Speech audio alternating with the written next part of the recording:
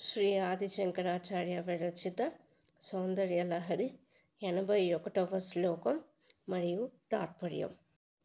గురుత్వం విస్తారం క్షితిధరపతి పార్వతి నిజాన్ నితంబాదాచిత్యత్వయి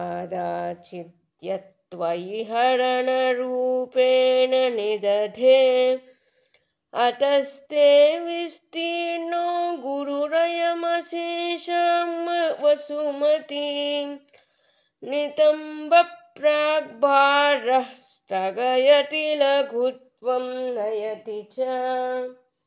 ఓ పార్వతి, కొండలరాజు అనగా హిమవంతుడు తన నితంబం అనగా చర్య నుండి బరువును విశాలతను నీయందు అరణంగా అనగా వివాహ సమయంలో తండ్రి కుమార్తెకు ఇచ్చే కానుక ఇచ్చాడేమో, అందుచేతనే నీ నితంబం అనగా పిడుదులు బరువుగా విశాలముగా వసుమతిని అనగా భూమిని కప్పుచూ చులకన చేస్తున్నది.